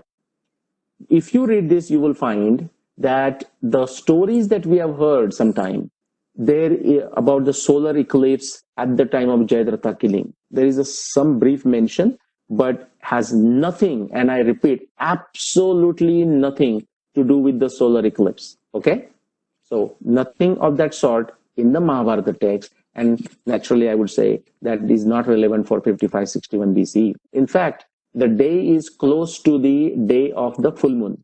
Okay, that's on the 14th day, if I remember. Yes, 14th day. 13th day, Abhimanyu was killed. 14th day, Jayadratha was killed. And there are 3 lines that Krishna says, here is Jayadratha, sun is setting, kill him. And then the verse says, then the Bhagwan with his Maya, created a situation. But the stories that you might have heard, the whole war was over, Arjun was ready to jump into a fire, none of this. These are some stories that get added afterwards that has its own purpose. It helps us remember these stories, but the actual content sometimes gets distorted. That is this scenario here. Okay, so nothing like that. Okay, and to convince yourself that what I'm saying, you must do tapasya, go to Mahabharata, and that's true for everyone. Okay. Next one, Abhishek Anandji. Welcome. Sir, any merit in those claims which seem to suggest that the 5th century AD astronomers could have back calculated these astronomy references? Okay. This is, so the question is asking is, can someone 1500 years ago, writing like a science fiction, in principle, could create, back calculate these all 300 plus events described in either Mahabharata or some 600 plus astronomy. There are, by the way, 600 plus astronomy pieces of evidence in Ramayana described in 14,000 years ago. My answer is no, it's absolutely not possible for someone in 5th century AD. Why 5th century AD? For someone anywhere in the world in 16th century AD, or C, we should call correctly, we being a secular country, we should use the secular term because AD and BC are religious terms. I'm just joking, but there is a truth to it. Okay, we should use BCE or CE. Okay, So if you go to 16th century, Copernicus time, 17th century, even Kepler's time, same 17th century more or less for an 18th century part of it for Newton. Even using the astronomy, forget 5th century AD, even using the astronomy of 16th, 17th, 18th century of modern science, there is no way you can go back and back calculate these events. If anyone feels that they are up to it, then they should prove it. And if they do it, I will organize online, not online, on camera, uncut, unedited debate, and then with me, who are that person who would like to claim that, and we can record it, and I will show why that is not possible, okay? But this will be very exciting if somebody does that, because what it will do is that will convince some of the skeptics even more that how these are actual observations. There is no doubt about this, okay? So great question. Nishant ji, okay. Why do we not pronounce words in real way? We say Ram as Rama, Yuga as Yuga. Okay, why so? Okay, that is because we speak multiple languages. When we learn learn about Rama or so for example, if somebody learns about Ram in a certain context, he is say in the West, they because of the thing he would have learned as a Rama. Also, you write as a Rama. And for example, if you write Ram, now someone in the West is going to pronounce it as Ram. Okay, now would you like that? No. So there are these issues. That's why people pronounce in different ways. I agree with your point that one should attempt their best to pronounce as correctly as possible, but that's where it should stop. For example, Nishanji, I don't know how you pronounce, for example, Pratidnya or Jnana or Vijnana. Do you pronounce it as a Vigyan or Vidnan? There are many ways people pronounce. The correct pronunciation, I would claim, is Pratidnya and Vidyan and Jnana. But I'm not going to stick to it. As long as people understand what the word is being said, people understand the true meaning behind it, and as long as everyone is trying their best to pronounce the things as they can, we should be happy with it. Okay, we should always try to strive. But I would consider that as an extremely minor point, and actually a wasteful point. For example, just why Sanskrit, think of English. People make, our Indians, sometimes our inferiority complex is so huge that when somebody pronounces a word in a certain fashion, immediately, especially in English, they will not make any criticism if they say the word wrong in other languages. But our inferiority against English or British, whatever, is so huge that if somebody says an English word in a certain fashion and they think it's not correctly pronounced, they will make a big fuss about it. How many people know that the way English is pronounced in America is very different, many cases, not all cases, than the way it is pronounced in Britain? Or how the French person will speak English, or Spanish person will speak English, or German person will speak English. They don't make a big fuss about it as long as they understand. It is our inferiority complex that makes us do that. So the basic principle, I agree that everyone should try to pronounce as good as it can, whether it is English or Sanskrit. But after that, if you make too much of it, you are wasting your time, you are wasting time of other people. Okay. All right. Same, Adesh, if you involve carbon dating to some of the objects is recovered related to Mahabharata. Okay. I don't know what your question is, Adeshji, but if you find some object, you can carbon date it. That's fine. Now, whoever finds that object, it is onus on that person to prove that it is from Mahabharata. And that's where the problem begins. Because you can find, if you dig somewhere, you'll find the object. If you dig in Kurukshetra, you'll find something. If you dig in Atlanta, where I am, you'll find some object. But how do you connect that it is from Mahabharata? So Mahabharata happens, say, 5561 BCE. People were living in that area after that. Okay. How do we know that that object is from Mahabharata? That is the problem. Okay. And that is where archaeologists struggle like you won't imagine. Okay. That's another topic, another lecture. Okay. Let me go another 5 minutes here. Some have treated Arundhati Vasishta observation as a nimitta and ignored it. Why is this incorrect? Okay. You have to go back and read my book. This is R. Khoriji. Arundhati Vasishta. Also, you have to read Mahabharata. Now, here is your tapasya list or homework. You have to read Mahabharata. You have to read my book. You have to read whatever the work that other person you are referring to who considers this as a nimitta. Okay? And then you have to also read Nyaya Darshana.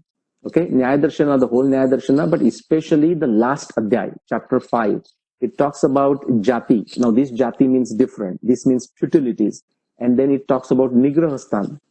What I have shown is that this simple Arundhati Vasishtha, but many of the other observations that Mahabharata researchers refer to, what they are doing is because of their lack of understanding or ignorance of a Nyaya Darshana, ignorance of scientific method, they just get stuck with a nimitta. In fact, as soon as they say the nimitta, they actually accept the defeat.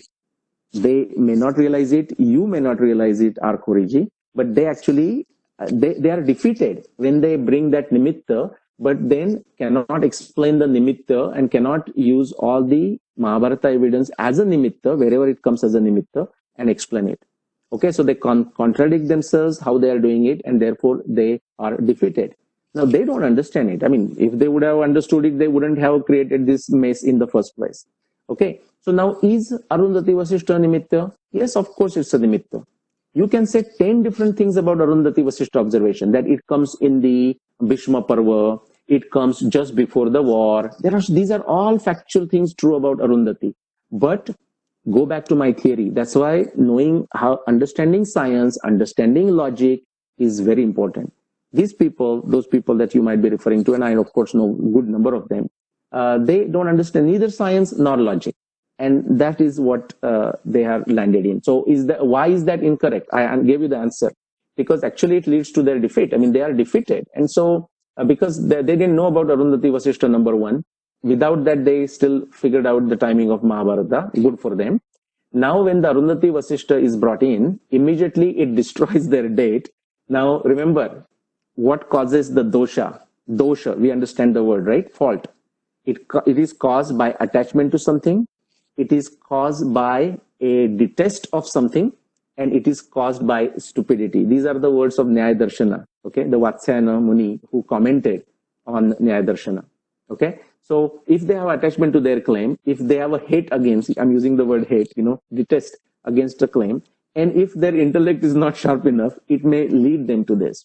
So therefore, study of science and study scientific method and study of Nyaya Darshana, specifically Nyaya Darshana in this case, is very important. And that's why what they're doing is incorrect. Okay.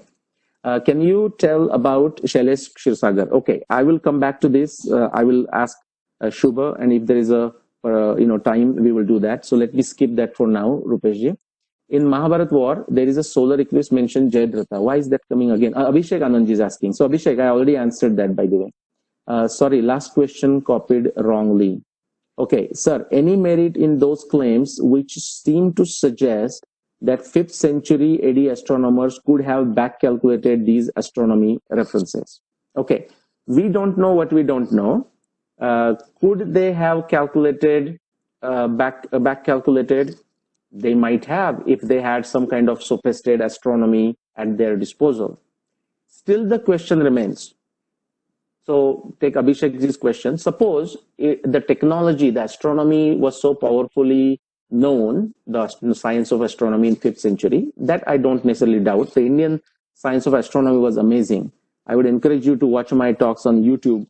Just type Surya Siddhanta and Nilesh, and you will see how fascinating and accurate and precise astronomy understanding was. But still, that was not sufficient to explain the astronomy observations of Mahabharata or Ramayana. But let's for a minute assume that was possible. Still the question remains, why did they use that to define a specific period, 5561 BCE or 12,209? The reason I say that is even if astronomically it was back calculated, both Mahabharata and Ramayana has lot of other evidence which is non-astronomy in nature. And now that the evidence that is coming up, which is only coming up in last 60 years, last 30 years, last 5 years, okay, after my books were published, and I love that. All of that evidence, which is non-astronomy in nature, like geology, geophysics, genetics, physical anthropology, seismology, oceanography, climatology, paleobotany, paleozoology, paleontology, agriculture, domestication of animals, domestication of plants, domestication of crops. All of this evidence, most of the evidence is in the last 5 years, and of course 20 and 30 years or so. That evidence also matches with this particular timing of Ramayana Mahabharata. So now you have to imagine those people, not only just astronomers, but almost like what you call, not telepathy, like a distance vision. They can go back in time and visualize what was the situation then and write it. Okay, now that ability is possible, that ability is valid, but all that it tells you is that someone in 5th century had some very yogic siddhi ability. That's all it tells you. It doesn't do anything about the factual acceptance of Mahabharata in 6th millennium or Ramayana in 14th millennium. In fact, it will support it further. Okay. Are there any proven geographical references and physical evidence like artifacts that can be carbon dated to confirm the dates? The Saiji is asking that. No, if you are looking for by artifacts, the pots and pans, no, at least not to my knowledge. But if you want to use the geographical references and actually geophysics and geochemistry, and I mean the dating, the thermoluminescence dating, and many others, this is a tapasya, guys. That Saiji you have to do. Okay, look at my lectures. Go Google, type Saraswati, find all the papers that comes even in last 5 years. Singh from IIT Kanpur and then from UK. I can just listen to my talks because I do give the names of these particular publications or the professors who have written this. You have to read them. And yes, if you're looking for that kind of evidence, there is a evidence that will keep you busy for rest of your life. That all evidence supports the timeline that I'm giving you on this page. Okay, let me go fast. Though it's time frame session, a different question might be, Niranjan Kane is asking, what about food habits, clothing style? Is anything mentioned when you went through during research? Absolutely, Niranjan ji, absolutely. For example, take reshim, silk. And you see the descriptions of silk in Mahabharata times. You see the descriptions of silk in Ramayana times. You refer to agriculture, the food habits you're saying. Yeah, food habits, you will get the descriptions, what they were eating. Ingudi Vruksha, the particular fruits, particular grains. Okay. Listen to a talk of Dr. Anil Suri on Sangam Talks. Okay. He talks about the history of agriculture in Indian subcontinent going back to 45,000 BC, 45,000 years ago. Not many people know. We are taught with this stupid Aryan invasion dogma that agriculture came from Middle East to some 7,000 years ago, 5,000 years ago. What nonsense. Okay, actually there is a sufficient evidence, and do listen to Dr. Anil Suri on Sangam Talks. I forgot the title name. It's actually the other way, how the agriculture went. Now, that's not to say that agriculture only started in India. Actually, you have evidence of agriculture all different parts of the world. If you go to South America, Peru, they had 400 varieties of potatoes. And they knew which variety of potato to plant at which altitude and so on. Very fascinating, Ayamara and Quechua cultures. Fascinating. Okay. So yes, we do find those references about the food, about the clothing, about many, many things in our epics and also Rigveda. Okay.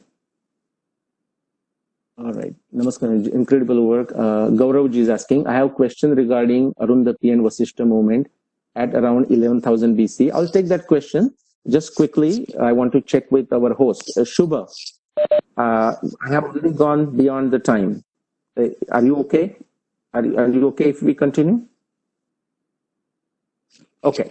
All right. So, guys, I will suggest if there are few questions already in the chat, you may not add any more question. Okay. So, we'll just have to wrap up in 10 minutes. Okay. So, quick question here then, Gauravji. Okay, so about around 11,000 BC, when you mention never in time before and after same moment observed, okay? Yeah, sometimes the chat kind of gives me trouble here, okay? Okay, I have question, is there any possibility that our own galaxy could be making circles to some point and there are possibilities of same positioning in more greater past with our current astronomical software cannot capture? I have no knowledge of these subjects, so apologies for my question. No, question is good. I would say the question is not relevant. Relevant in this sense, like everyone is rotating around something, our galaxy is rotating around, our solar system is rotating around.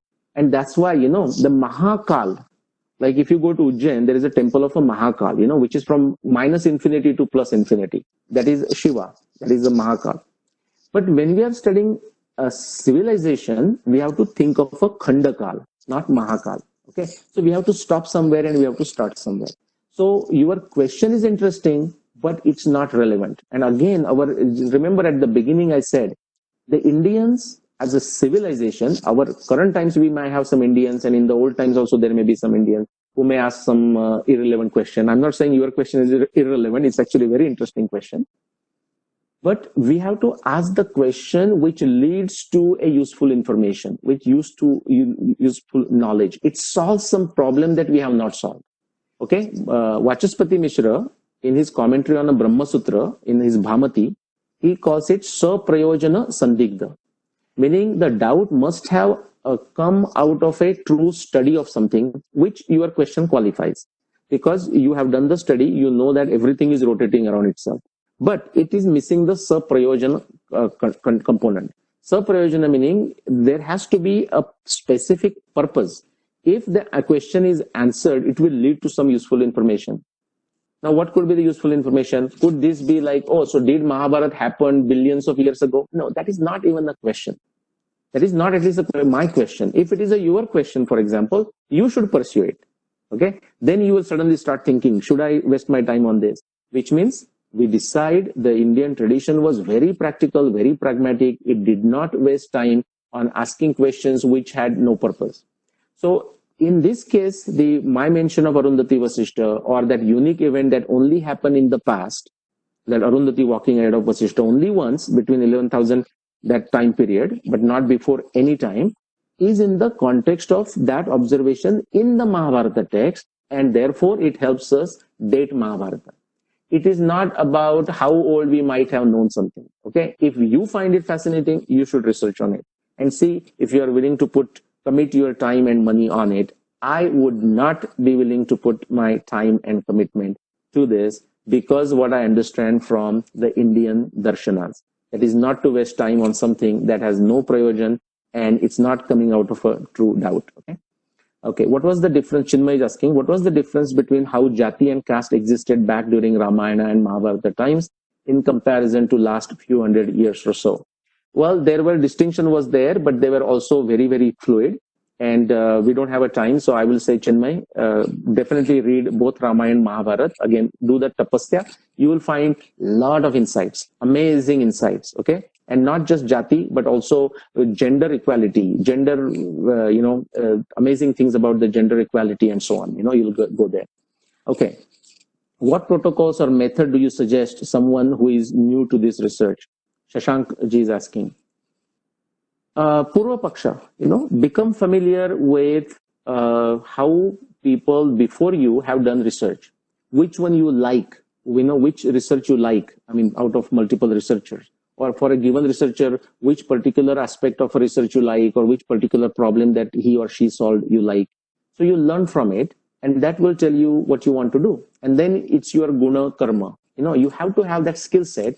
You have to have the passion. You have to have that patience, tapasya, to do that kind of work. If someone doesn't like singing, and the person is interested in doing research on the music, it may not be the most convenient one. Okay, not that the person will not able to do research. So you have to find your forte. So do the study of previous researchers, like say myself, but many others. Okay, read works of Galileo, Kepler, Newton, Maxwell, Faraday, Einstein, Lagrange, read Planck, read these works, it will give you so many wonderful insights. Kepler, what an amazing researcher. So read those. Shashank says, I means do's and don'ts. Sorry, I will not go back. I forgot the question there. Nimish Thakurji asking, thank you so much, sir, and I really appreciate your work. Okay, learn more about culture. Thank you, Nimish ji. Okay, please don't type more questions now. Okay, I just want to finish whatever is typed right now. Nilesh sir, the Bharat Dinarshika is a great step. Thank you. Mihir is saying, but couldn't understand the solar calendar month. That is correct. Because, I put up a small video explaining the elements of Bharat Dinadarshika. If you type Bharat Dinadarshika Nileshov, you'll get that video, 10 minutes long. just describing the basic things. And you are correct that you did not understand the solar calendar or solar months. That is because in that video I said we have to start with what is known, what we are familiar with, what is known, which is what? A Gregorian calendar, Gregorian date, Gregorian month, Gregorian year, and a day. By the way, just a quick sidebar, the origin of the day of the week comes from India. There is nowhere else a written evidence or evidence of anything and the logic behind it anywhere else in the world except in India. And in India, we find in two places, Surya Siddhanta and what is that? Aryabhatiya, where why the days are the way they are. Like why it starts, for example, say if you say with a Sunday, Monday, Tuesday, and so on and so forth. Okay. The solar months, because they were there in India, they are in a Taittiriya Samhita, but we choose not to read. We became lazy. We became tamasic. That's why that information is lost. We are trying to resurrect it. And I'm going to create additional videos explaining that solar calendar and month. Okay. Okay, I'll just go since one last question. Did you find any evidence of nuclear war during Mahabharata? No, I did not. See, this is a prameya. So somebody has to first believe that there was a nuclear war. Okay, whoever believes it, it is a responsibility of that person to investigate. Okay, I don't believe it was a nuclear war. I could be wrong, but I don't believe it was a nuclear war. There were many astras that were used, very fascinating astras.